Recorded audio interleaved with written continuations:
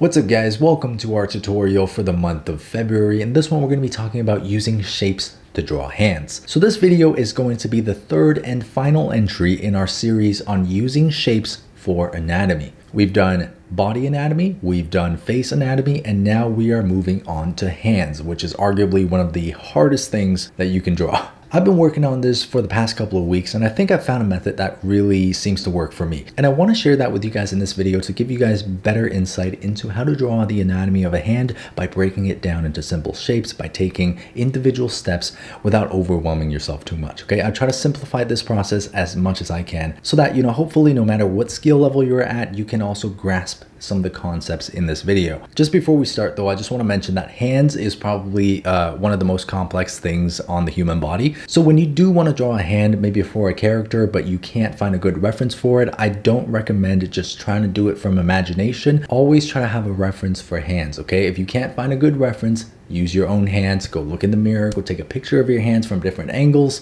and work with that, okay? Because drawing hands, especially in strange, foreshortened positions from memory or from imagination is quite a tall task, even for a seasoned artist. Anyways, with all that being said, let's jump straight into some basic theory. All right, so here is the structure of the hand. This is like the scaffolding under all of that meat and muscle. So I want you guys to follow along with me here and take a good long look at this skeleton. Now, just from this, we can identify some of the key elements of the hand. Okay, so right down here, this is the wrist. That's where it attaches to your forearm. As we move up from the wrist here, we are going to get 1, 2, 3, 4 bones, which creates this square shape. So from the wrist down here, all the way up here, this is going to be one solid shape. As we move outwards, this large bone on the side is going to indicate your thumb. And here you're going to find the first joints. Okay, so these are going to be your knuckles, and that's going to be the knuckle, the first one on your thumb. As we move outwards, there's one more joint on the thumb and 2 more on each finger, just like so. So just by observing the structure of this skeletal diagram, we can kind of find some patterns here. One of the most important ratios that you're going to find is right here, from the middle finger to the first knuckle, and then from this first knuckle down to the wrist. See, this indicates the total length of your hand, and just near the halfway point, that's where your first knuckle starts. So if you're drawing a hand, you have the palm here and you're wondering how long is the finger going to be, just remember that the total length of the hand divided by 2 is going to give you the position of the first knuckle. So that means that if I take this length and just double it right here, that should be about the length, the tip of the middle finger. And then from that point, you can find the rest of the fingers and have an anatomically accurate hand.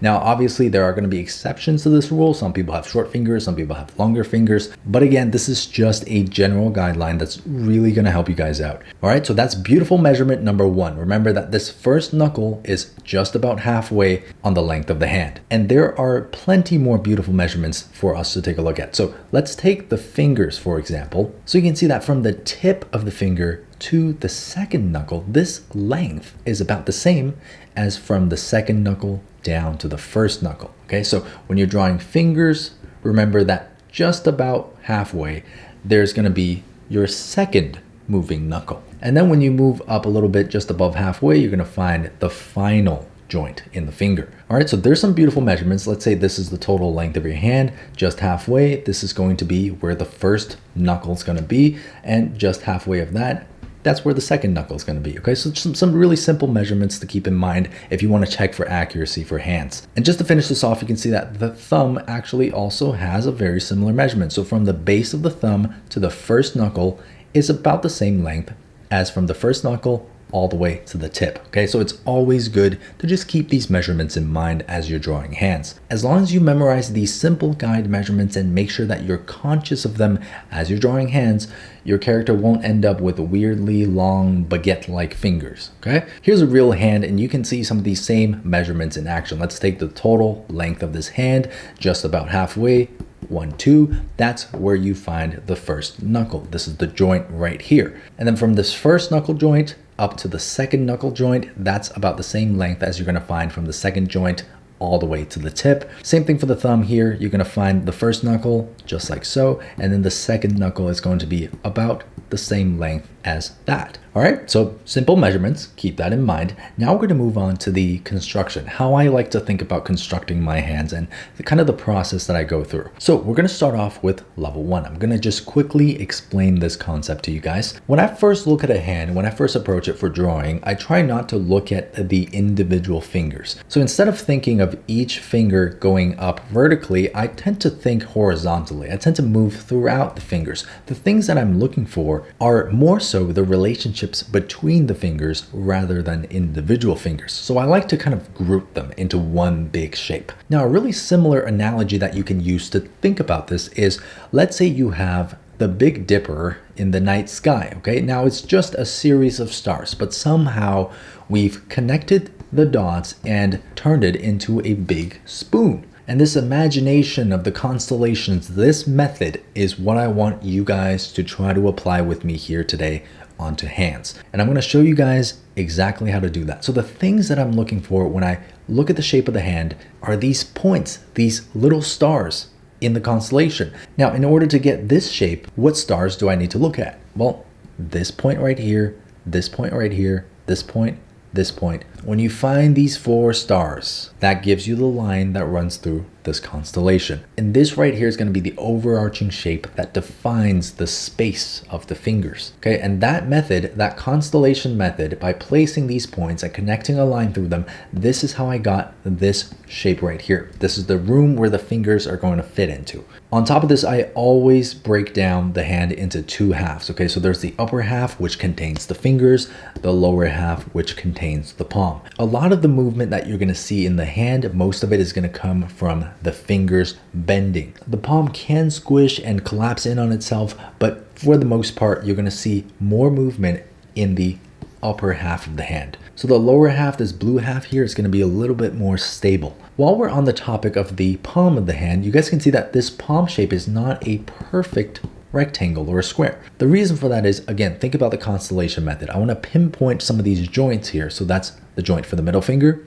This is the knuckle for the ring finger. Here's the knuckle for the pinky, and here's the knuckle for the index. Now I want you to once again take that line. Think of it like a constellation. I want you to run that line through these joints and look at the shape that it creates. So this part right here is where a lot of people tend to get the hands wrong, right? People like to simplify the hands and call it a square shape like that, and then right on top they just add the fingers. But these knuckles are usually varied in terms of their height. Going back to the original skeleton diagram, you can see that the index and the middle finger have some of the largest bones for this first section in the palm, whereas the pinky really slopes right down, okay? So when you see people draw hands that they just look really unnatural, oftentimes it's because they've forgotten about the slope between these fingers, okay? It doesn't matter how simplified your hands are, you can always incorporate a little bit of this natural slope. So that's the block shape for the palm of the hand, incorporating a bit of slope. I like to find the peak here, which is going to be the base of the middle finger. Now let's move downwards a bit and start talking about the thumb. So this is the shape of the palm. Now, just around the halfway point, a little bit below it, you're going to find a joint. That's the first knuckle of the thumb. This is a new measurement to me, so I used to always make the mistake where I would draw the first knuckle like right up there, but in reality, that first knuckle actually starts down here and the thumb continues from that, okay? So don't draw it way too high like that. And of course, you want to remember that this extends out, okay? So there's going to be like a little triangle shape that comes outwards like this, okay? You don't want this joint to be inside of the palm. You don't want it to be too high up outside the palm, and you don't want it to be too low, because any of these other configurations is going to make your hand look very strange. Now, coming outwards, usually the thumb is quite simple because there's only one joint in here. And if you want to just find the length of this thumb, you can use the previous measurement that we've outlined, where this length here should be about equal to the length of the rest of the thumb. If you don't like that method, you can also take the constellation method. Let's take these joints, okay? And then let's take the tip of the thumb and look at its relationship to these joints. Now, in this case, the tip of the thumb almost perfectly lines up with the first knuckle of that index finger. Okay, so various different ways that you can go about doing this. In my studies, I find that there's a lot of variation, surprisingly, between the length of people's thumbs. I've seen some people with very long thumbs and some people with relatively short thumbs. Like this one, I would say is kind of short. If I'm looking at my own hand here, and I recommend you guys, when you're following along with this, try to observe your own hand as well, just to see the variations here. But the tip of my thumb, I find, is a little bit closer to the first joint of my index finger. So this joint right here versus the tip of my thumb, I find that they are a little bit closer in length than the example shown here. So my thumb would be like somewhere up there. Okay, so it's a little bit higher, a little bit longer. Again, you can use the constellation method here, find these relationships between these different elements and see if you can somehow line that up for your character. So that's level 1. Okay, now let's move on to level 2, and it's getting a little bit more complex. But really, I would say that this is not a huge leap from the previous drawing of this. Once you find the space and the overall shape of the hand, this stuff becomes a lot easier. It's essentially adding in smaller details once you have a solid foundation, which is something that I do for almost all of my process. Now I want to show you guys some really important elements here. So here we've outlined the joints. Okay, so these yellow circles represent the joints from which your fingers can articulate, right? This is the first knuckle for the thumb, and here's the second knuckle on your thumb. Again, going back to our constellation method, it's very important to find the slope, the angle between these joints, right? Find that slope, find out which one creates the peak, which one is the highest, and which one is the lowest. This is going to play a huge part in creating a believable hand. Okay, so you take this slope, okay, determine the shape of that slope.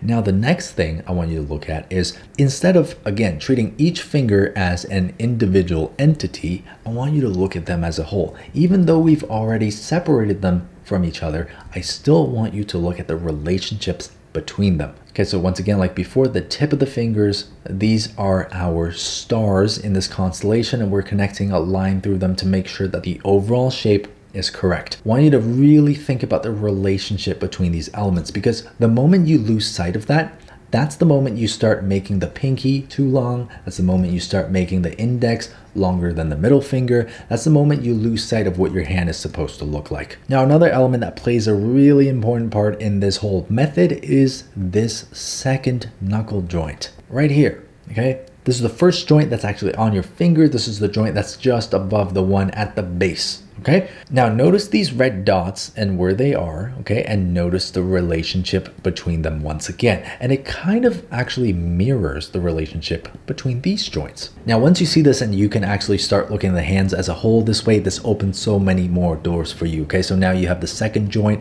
up here, and it's gonna do the same thing. Now you're gonna have the tip of the fingers right up here, and you can see the constellation is the same thing. It's almost like a ripple, right? It waves outwards like that. And let's say you were looking at the palm of the hand from a different angle, it would look something like this, okay? It's almost like a brick, like a little brick with a peak right here.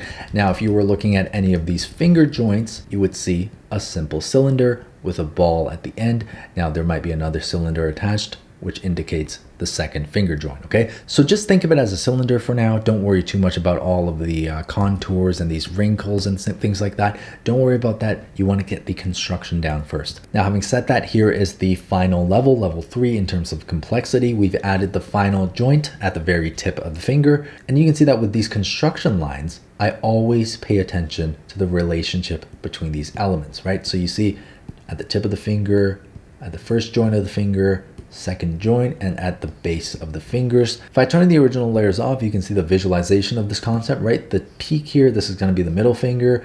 Right over here somewhere, it's going to be the index, and you can really place where these joints are going to be depending on where your finger is, right? I find that when I draw hands and I'm not really using this method, I can tend to get lost, and fingers can start to look really weird.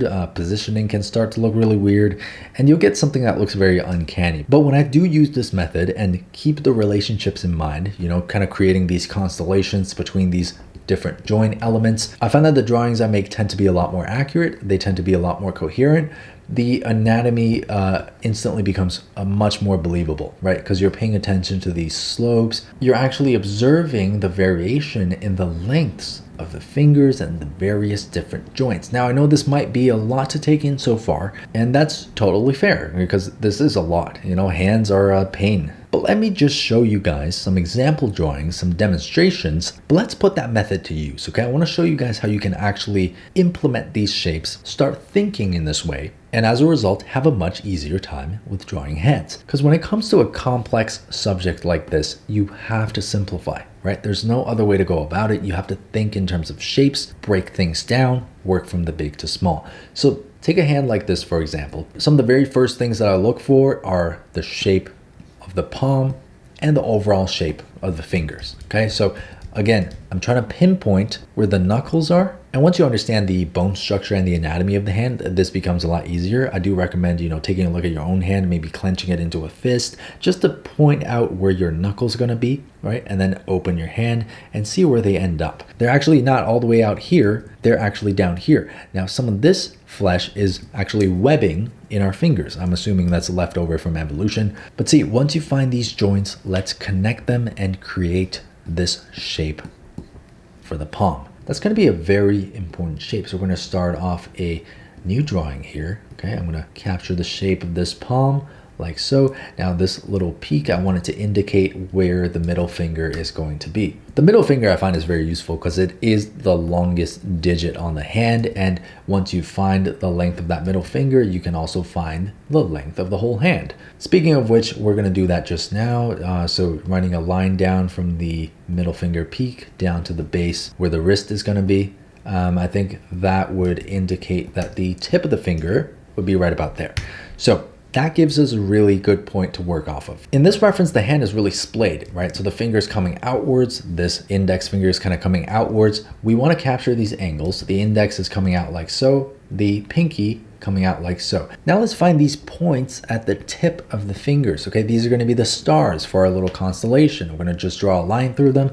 That's going to give us the overall shape. So from this point right here, the tip of the middle finger, we're going to draw a line down following that slope, just like so. And then we're going to come downwards in a bit of a curve all the way down to the pinky at the side. So this is going to be your major shape, okay? That breaks down the finger space, the palm space, and now we need to come downwards. So just about halfway here up the palm, we're gonna get a joint, which is gonna be the first joint on your thumb. Now, connecting this backwards towards the wrist, that's going to give us this nice triangle shape, and then you're gonna get a bit of a slope coming down like so, connecting joint in the thumb. And that right there is going to give you a really good idea of the actual shape of the palm of the hand. Okay, so now we're going to move outwards towards the tip of the thumb. If you don't really know where it's going to be, you can kind of measure out half and half. And if the thumb is fully extended out, should go somewhere there, okay? Another method you could use is to just kind of draw the constellation from the index down to the thumb and see if it measures up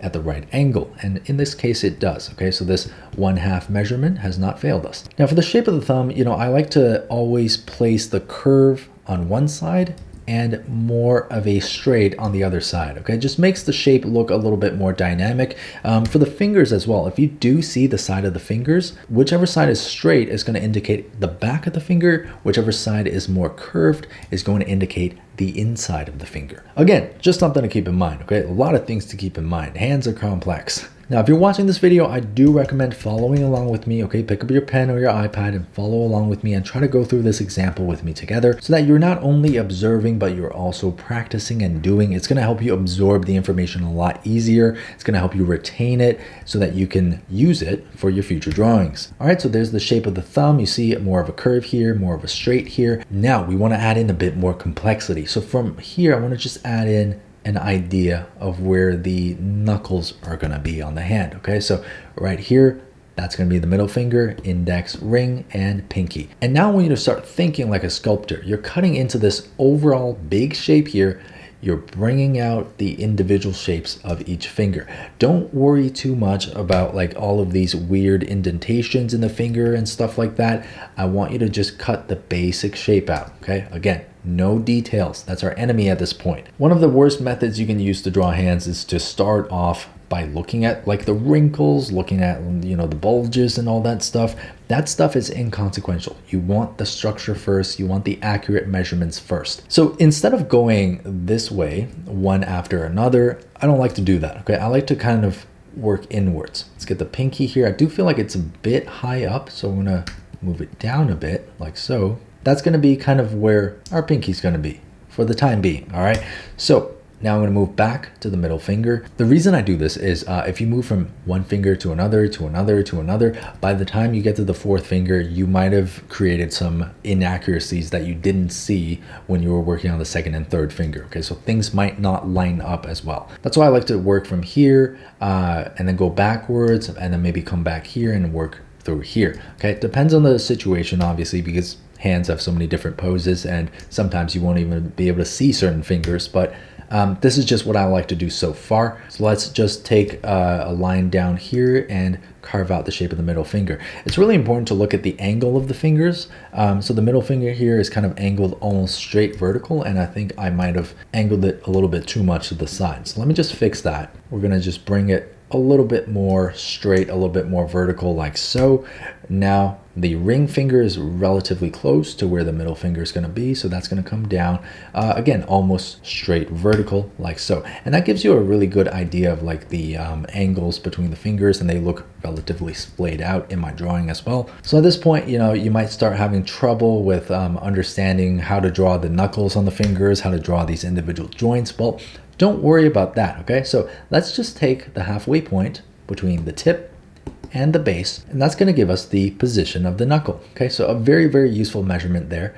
And from this point, I want you to just draw that constellation line over. Okay, look at the slope, look at the relationship between these knuckles, which one is the highest, which one is the lowest. Okay, this is very, very important, because if you get this wrong, your hand's going to look wonky. So come down here, slope it downwards, right? And then slope this one downwards like so. And throughout this whole process, you do kind of want to make sure that the overall length of the fingers kind of match up with the 1/2 rule. Okay, so this joint sits at about 1/2 from the tip to the base. Once you've done this, you know, you can start adding a little bit more kind of volume to the actual shape of the hand. You can add some of the webbing details in between the fingers like so. Start to erase away a little bit of your construction lines, because by this time you probably have a lot already. Now, as we're working towards the second joint, we also do want to include that joint in the thumb. So this joint I find is usually, so you find the first knuckle here a little bit above the halfway point. Okay, so just a little bit closer towards the tip of your thumb. You can also look at your own thumb. For me, this joint is very close to the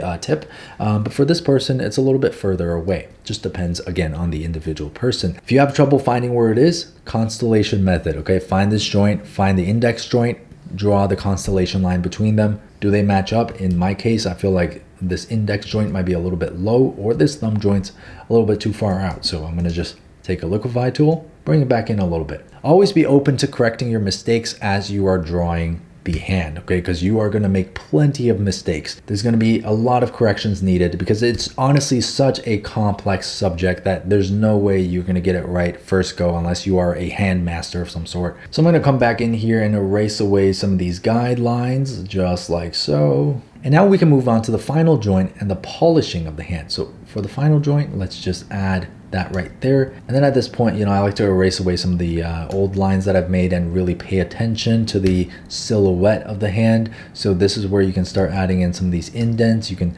add more powerful lines. You know, you can just pay a little bit more attention to your line quality, just like so. Now let's add in that second joint like so. Usually when I draw hands, I don't draw in the fingernails just because, you know, I don't find it to be completely necessary, and I like to just simplify. To be honest with you guys, a lot of artists who stylize their work, they don't even draw in the final joint in the fingers, because, you know, if you're trying to draw an expressive character, you don't really need this final joint, and it doesn't really move that much on our hands anyways. I'm drawing the final joint just like so. Clean up the silhouette a little bit more, and now you can kind of come back in here, erase away some of these knuckle joints.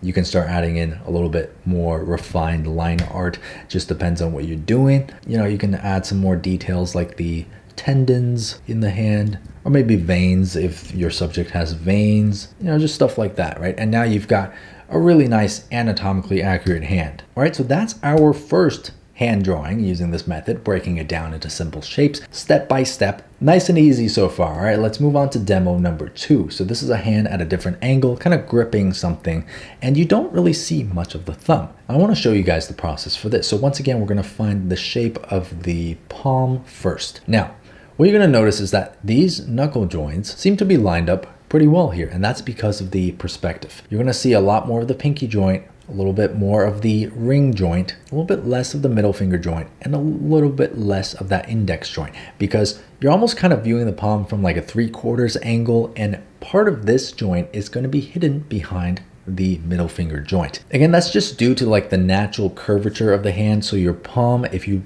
cut off your fingers and you look at the cross section, it's going to be slightly curved, you know. So like all other parts of our body, there's always a slight curve to it. Nothing's ever perfectly flat and straight and mechanical. So that slight curvature, that slight roundness of the upper part of the palm of your hand, you can probably feel it on your own hand right now too. But that roundness is what's causing some of this perspective to happen. All right, so we're just gonna keep that in mind as we're drawing this hand. So let's just create the shape of this palm right here. Now in this one, you're not gonna see that triangle shape for the thumb. Okay, so we don't have to worry about that. We just have to come downwards, capture the shape of the finger. So I wanna look at the slope of that index finger. It kind of comes straight out and then down, right? Now the length of the palm all the way up to the wrist kind of matches up again with the length of the fingers despite the perspective. So I'm going to come down here. Let's just say that this will be the tip of the middle finger. Now from the tip of this middle finger, we're going to use the constellation method here to block out this shape. Okay, so from the tip of the middle finger, it's going to come up like so. The middle finger and the ring finger are almost level, but just slightly off. So we're going to create a very slight slope like so, and then it's gonna come back up in a really steep slope towards the pinky finger. Okay, so the pinky should be somewhere about there. All right, and there at the front, that's going to be the index finger. Now at this stage, you can also kind of just squint your eyes and try to look for where the knuckles are in relation to one another, right? So just about halfway through this whole shape, there's gonna be your knuckle joint on the finger. So because we don't have to worry about the thumb, this makes life a little bit easier for us. So just place these joints down where they are, okay, kind of roughly like so. There's going to be a bit of foreshortening here, but once we've done that, okay, let's start adding in some of these joints for the fingers. Okay, think of them in terms of cylinders. Now this can be the first joint. Now this joint I think I might have placed a bit too low. Okay, so remember the constellation method. Look at the relationship between these joints. The middle finger joint, about halfway down like so, is going to have a pretty steep slope up towards the index finger joint. So that's going to be where the index finger joint is going to be.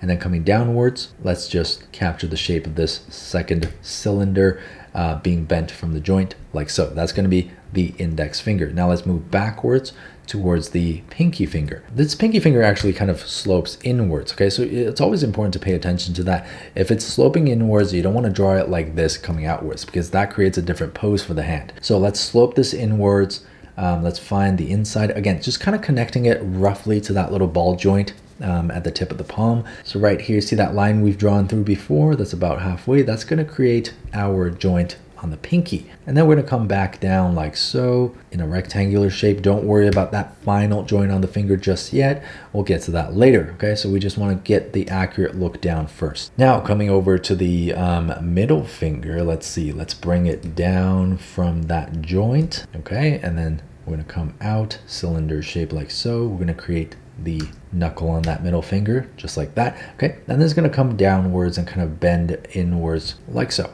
Because it's gripping something. Right now, coming back to the ring finger, very similar process here. We just want to follow this line, follow this constellation line, make sure that these joints line up and are in the right places. Okay, don't want to think about these fingers as individual fingers, but you want to think about them in relation to one another. Okay, that's the most important part for this whole method. Think about things in relation to one another. Think of these shapes as being connected as opposed to separate. So there you go. Now you have the first round of joints, which is the knuckles on the back of the hand.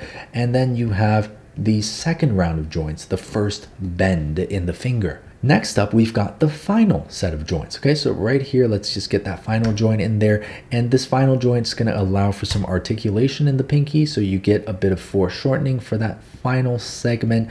You can see you don't see much of that nail, right? So that means that you're viewing it from a foreshortened point of view. For those who don't know, foreshortened just means that you're looking at something kind of head on and you don't see the full length of it. For example, if I take my arm like this, you see the length of my whole arm. If you look at it head on, you don't see the length of that arm. front. So in the case of a finger, you know, if it's being viewed from the side, you might see more of a cylinder shape like this. Foreshortened would mean that you only see a tiny sliver of what used to be the surface. Okay, so you're viewing it from this kind of angle. Anyways, back to the hand. Now let's move down to the ring finger. Let's add that joint in there.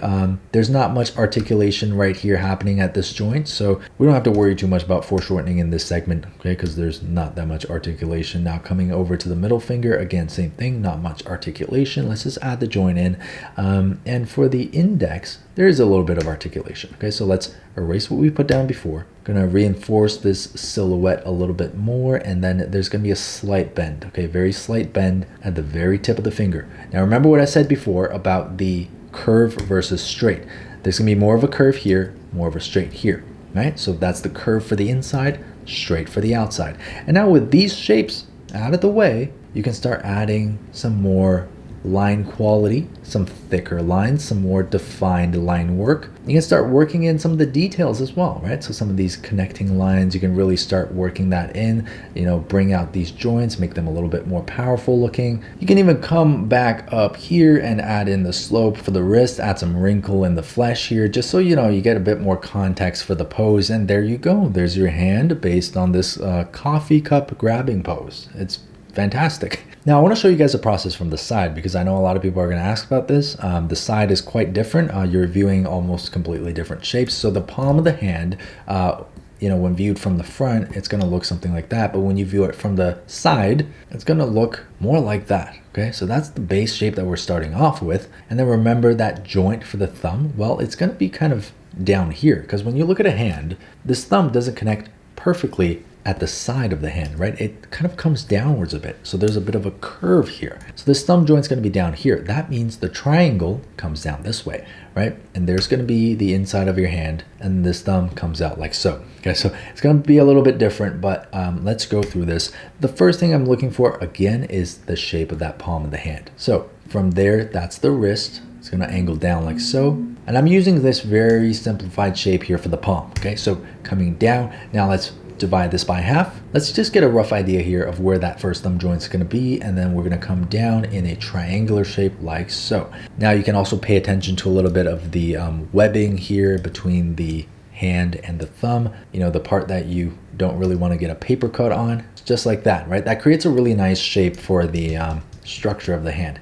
Now you can choose to get rid of some of this, okay, and just reinforce that shape a bit. Now you're getting a little bit more three-dimensionality. And right here at the tip, that's going to be the joint where you're going to see the index finger connect. So once you find the solid shape for the body of the hand, let's look for some relationships, okay? Where's that thumb going to be? Well, the joint's right here. The base is right here. Let's just extend this and double the length. Now, that will probably give us the right length for the thumb. And if you want to measure it, you can look at the joint here, bring a line down, and then look at the joint here, bring a line down. That's about right. See these elements kind of line up, so that's about right. Now we're going to just get a very simple cylindrical shape for the thumb like so, and that gives us an idea of where that is going to be. Next up, we are going to look for the overall shape of the fingers. So you're going to notice that the back of the hand comes downwards and the finger points upwards. It's a very graceful pose. So downwards, this is going to come back upwards. So let's get that shape, get it pointing upwards. And then I want to just find the halfway point from here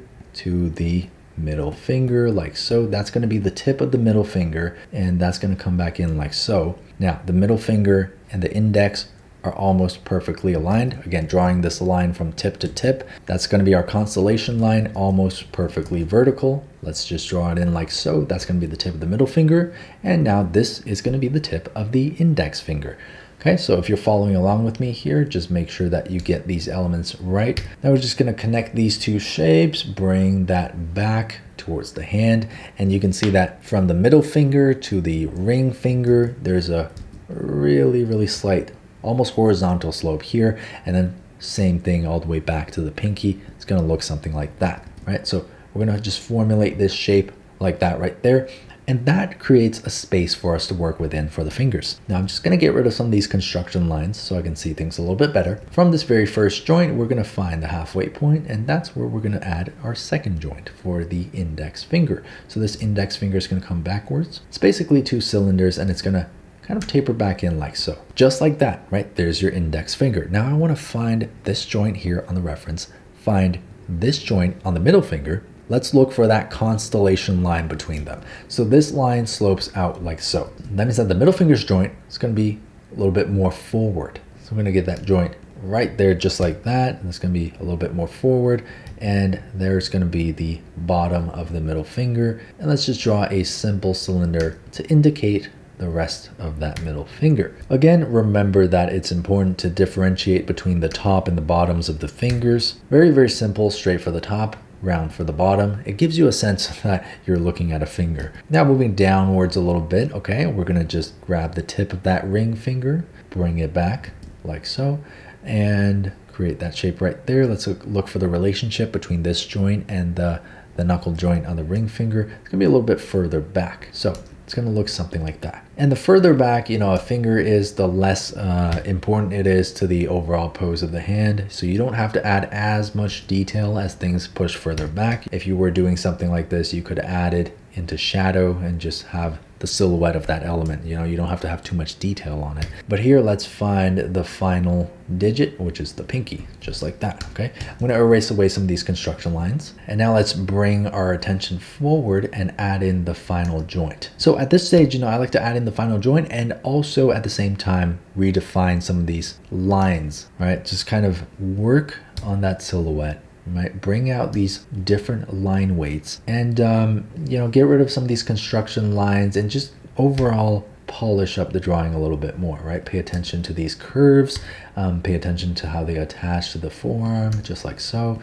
We can erase away some of these other guidelines just like that. And coming downwards, right? Paying attention to all of these curves, paying attention to the webbing between the thumb and the hand, and get rid of some of these other construction lines just like so. And then at the very tip, you're going to see that there's actually not much articulation going on here. So you can add in that joint like that, and you don't really have to change too much about the position and pose of the fingers.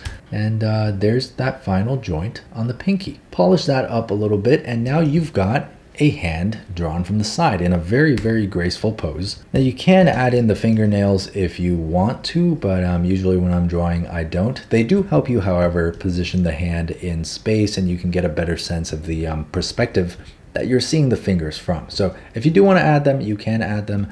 Usually I don't add them, but there's the hand with the fingernails in place. Now I want to go a little bit more complex and show you guys crazier hand positions and just show you how this method can be implemented literally everywhere. Okay, so this is a guy playing, I don't know what that is. Is that a cello? Let's just find the shape of that palm like so. Okay, we're gonna find these knuckles, right?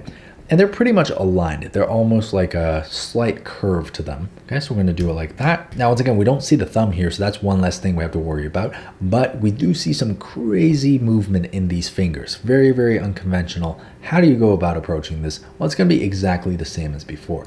Let's draw out overall this fanning shape of the fingers, okay? Just pay attention to the slope of the pinky, the slope of the index, how it comes up like so. And I want you guys to notice that these knuckles are kind of mirrored by the joints on the fingers, right? So you see this curve here, there's a stronger curve right here on the first line of joints on the fingers. I want to just roughly place down where that might be, okay? This is not going to be final, but roughly place that down. And at this point, I want to also look for the very tips of the fingers. Where do the tips line up? And you can see that there's actually a really interesting pattern which emerges. The tip of these fingers are almost lined up in a straight line. So that means that beyond this curve, there's going to be a straight like so. That's going to be the overall shape of this hand pose. Okay, that's going to be the halfway joint of the index finger, and that's going to be the tip of the index finger. Now, if you're following along with me, you probably know what to do next. So the next thing we got to do is isolate the shapes for these individual fingers. I'm just going to start off here with the simplest finger, which is the pinky that you see at the very bottom. It's relatively straight. There's not much foreshortening. I think I can confidently grasp where that might be. So let's add in the knuckle joints here. There's going to be a little bit of foreshortening here, actually. You don't see much of that index joint. You don't see much of that middle finger joint, but you do see a lot more of the pinky joint. So from this pinky joint, we're going to draw a cylinder down like so, okay? This cylinder is going to indicate to us where the pinky is going to sit. Now, once you have this cylinder, just trace this line down about halfway down the pinky. That's going to be the first joint on the pinky finger. Okay, so now we're going to move our attention back up and we're going to create another cylinder which attaches to the index joint, just like so. Now, at this point, I want to add in a joint that bends, get that nice roundness for the inside of the finger like that. And there you go. There's the index with two separate joints. Now for the fun part, we're going to move inside and start to kind of figure out where the middle finger is going to be. Now, one of the ways that you can really determine the slope of a finger is by looking at it in relation to the rest of the hand. So from the slope of this palm, the middle finger is pretty much straight. You can see it pretty much aligns with the slope of the palm. So let's just take the basic slope of this palm and align the middle finger with that. Okay, and you're going to get the angle of that first segment in the middle finger. When you meet this curved line here, okay, again, look for the relationship between these different joints, look for the relationship between each finger element. There's going to be the first joint, and then as you move downwards a bit, there's where it attaches to the hand. And then this middle finger actually comes outwards like so, and that's going to be the second bend, the second segment in that finger. Now we're going to just ignore the third bend for now. Okay, we're going to do all of that together, but let's come down to the ring finger. Let's determine the slope of this ring finger. So you can see it kind of flares outwards like that from the middle finger. So we can kind of figure out where that angle is going to be, right? And then we draw in the cylinder like so. For this joint, we want to also check for the constellation lines, make sure everything is lined up, right? So there and there looks pretty good to me. Now we're gonna draw in the second segment like so. Okay, so there you have some of the first and second segments for the fingers. Now let's move on to the third segment. We're gonna add a joint right there. I'm gonna change the position of the index finger a little bit, so it's gonna come down a bit because there actually is a bend in that final joint, just like so. Now for the middle finger, let's add in that joint, and this finger is going to be quite foreshortened in that section, and it's going to be bending back and downwards. Okay, so this cylinder is going to look something like that. Okay, if you were viewing it from a top-down angle, that's what that cylinder would look like in this segment. So think of it as cylinders, try not to overcomplicate things. Here we're going to get a final joint on the ring finger. Again, this also comes backward like so, and there's going to be that final segment on the ring finger. And last but not least, let's add that final segment into the pinky finger as well. Okay, so now at this point you can start to add in more line quality, pay a little bit more attention to the silhouette, add some of the webbing in between these fingers, right? And erase away some of your construction lines. Now the webbing between the fingers is really important, but I try not to pay attention to them when I'm actually drawing the structure of the hand, just because they can really throw you off if you don't know the structure of what you're looking at. So here's going to be the first knuckle and second knuckle and the ring knuckle and the pinky knuckle, just like so, right? Just mark them down. You can erase away some of these construction lines here, of course, and just kind of indicate that there is a knuckle there, but not be so obvious about it. Completely up to you how you want to take your art style, but at this point, what you have is a very accurate rendition of a hand in a really challenging pose. So if you're following along with me, I recommend, pausing the video and taking the time to kind of just figure things out, make sure that things are looking right, make sure that you're looking for these various relationships between the joints, right? These first joints on the finger, as well as the second joints on the finger. Look for all of these relationships. Look for the relationship between the tips of the fingers. Look for the relationship between the knuckles, okay? Very, very important. Never think of a finger as an individual finger, think of it as a part of a whole. So far, those are the pretty basic ones, but I do want to show you guys a really challenging perspective. Okay, so let's take this one, for example. I'm going to go through this relatively quickly, but the first thing we want to look for is the shape of this palm. So look for that peak at the middle finger, just like that, and then we're going to find the slope of this palm, like so. The hand is kind of angled in a way, and at this point, I want to come downwards and create this shape for the fingers. Okay, so we're going to look for where the joint is going to be. That's going to be about halfway, just like so. There's a lot of foreshortening in this piece right here. And then we want to look for the slope here between the index and the middle finger and the ring finger, as well as the ring finger and the pinky. And it kind of slopes back up like so. Okay, so with the ring finger and the pinky, let's place this upwards. Let's just outline the big shape that's going to encapsulate the pinky, just like that. Now I'm going to come downwards again to the ring finger,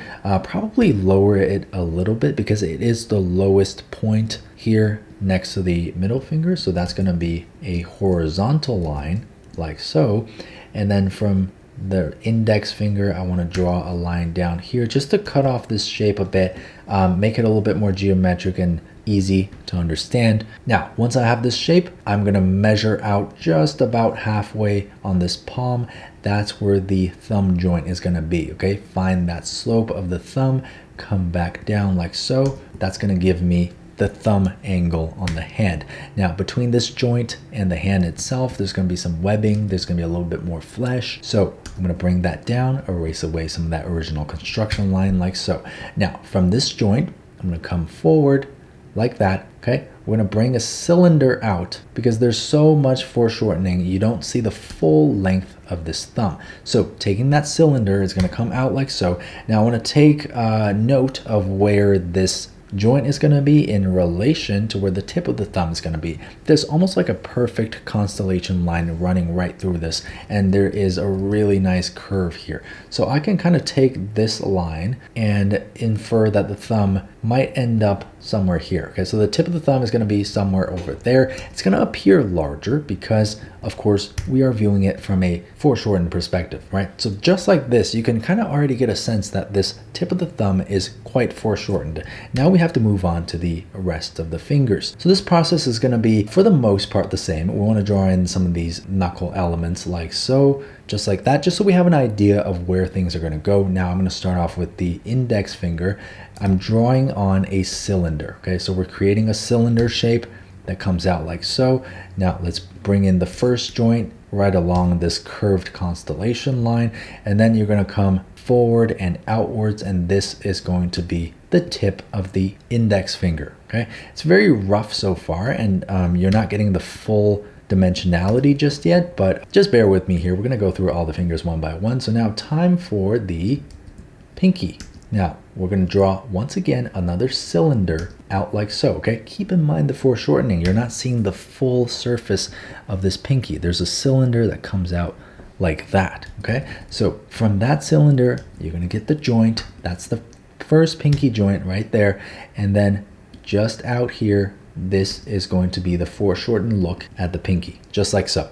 All right, now coming back out, let's draw another cylinder like this. Draw a joint in right there. Coming down, this is going to be the foreshortened ring finger, just like so, right? So we're meeting all of these points. Remember the slope, right? The constellation line. I know that this tip is where the middle finger is going to be. So let's come out like so, create this cylinder shape. Keeping in mind the distance between all of these various finger elements, I don't want them to be too close or too far apart. Okay, so now let's take that joint right along this constellation line, and then right here at the very tip, we're going to get a nice round shape for the inside and a straight for the outside. And just like that, you've got the basic shape of an extremely foreshortened hand, okay? And the arm's going to be all the way back there, right? So me going through that process was relatively simple, but it's going to take a lot of practice to get these cylinders right and to just kind of not be afraid to actually really foreshorten things. The next thing that I want to do is add in the final joint.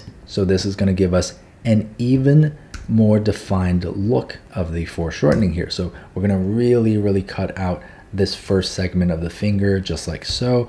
There's going to be a first segment right here. That's the final joint, just like so, on the middle finger. And then on the ring finger, there's going to be the final joint right there and the round shape right there, okay? On the pinky, same here. We're going to get that final joint in there and really define this last segment of the pinky. And just like so, you've got a super foreshortened version of a hand. Now, one thing to keep in mind when you're drawing the palm, the inside palm of the hand, is that there's always going to be around the center point a crease that kind of comes over like that. Okay, so this crease is here because there's a big massive muscle right here on the inside of your thumb. So you always want to pay attention to that. It's good to add that crease in there just to show that there is a massive muscle right there. You can add some of the other ones as you start working in some of the details, but I'm just going to leave it as something like that. Okay, so there you guys go. there's your foreshortened hand. Now I put this in a different category. This is a challenges category, and I have some other references for you guys that you can also look through in this category. They're a lot more difficult. There's a lot more foreshortening. Now arguably you're probably not going to be drawing too many of these extreme foreshortened perspectives unless you're purposefully going for that in your character drawings. So for the most part, the previous drawings that we've done with the same method, this should really give you a good look at how you can apply this to your characters and your everyday drawings. Remember that if you're not sure about something, look at your own hand, go find a reference of a hand, especially when the hand is in a pose that's kind of unconventional. Always use a reference. Even to this day, I still have trouble drawing hands when I don't have a good reference for them. Okay, so absolutely no shame in not being able to draw hands from just straight memory every single time and have it look perfect. It's a skill that not many people possess. But with all that being said, I'm going to attach a whole bunch of references for you guys that I think work really well for this topic, and you can take a look at them. You can use the references I give you as practice. Now, another really good practice method that I can recommend to you is to just take your own hand, take a sketchbook, and observe the hand that you see in front of you. There's probably going to be a lot of foreshortening there. It's going to be challenging, and you're going to be mapping out all the joints and the different constellation points in real time. So it's probably going to require even more critical thinking from you guys. But I found that during my practice, drawing my own hand has been really, really helpful. But yeah, that does it for our shapes for hand tutorial for the month of February. This really rounds out all of the shape tutorials and the anatomy tutorials that we've been doing for the past 3 months. So I hope that with this series coming to a close, you've gotten a much better understanding of human anatomy in general, and just how you can break things down, simplifying things in order to make drawing a lot more approachable for you and a lot less intimidating. So once again, thank you so much for your support. Thank you for being part of this amazing community. Thank you for allowing me to be part of your art journey, and thank you for being open to the lessons that I have to teach you. With that being said, next month I think we'll go back to a poll, and I'll see what you guys are interested in learning next. But yeah, I'll see you guys on the next tutorial.